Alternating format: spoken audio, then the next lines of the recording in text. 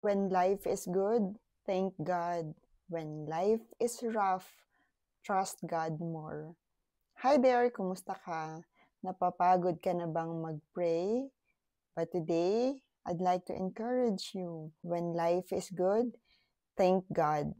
When life is rough, trust God more. May nabasa akong isang comment nung nakaraan. Sabi niya, parang ginagaslight na lang niya yung sarili niya. Pinapaniwala niya na may maganda pa rin mangyayari kahit na wala naman siya nakikitang pagbabago sa sitwasyon niya.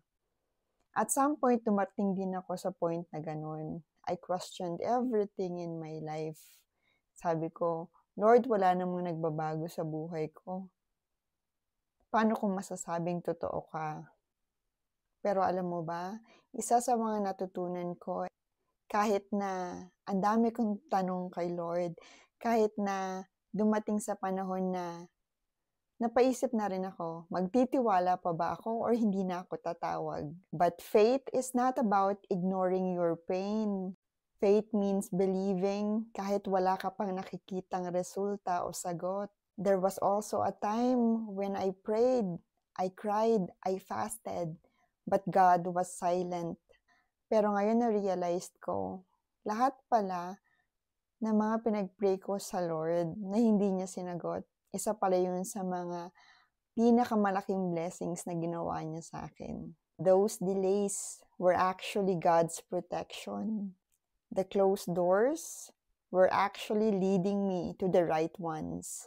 And our God is good. As the Bible said, though it lingers, it will certainly come. Hindi ka iiwan ni Lord. Hindi ka niya pababayaan. Yung mga pagsubok sa buhay natin, it doesn't mean that God has abandoned us. Most of the time, the waiting is God's way of preparing something greater for you.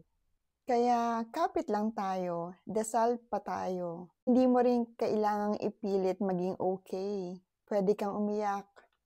Pwede kang mapagod. You can also take rest in the loving arms of God. Pero wag kang bibitaw kay Lord ha. Kasi kahit hindi mo ramdam, siya yung humahawak sa'yo ngayon. Para makita mo pa ang mga kamangha-manghang bagay na ginagawa ng Diyos sa sitwasyon mo ngayon.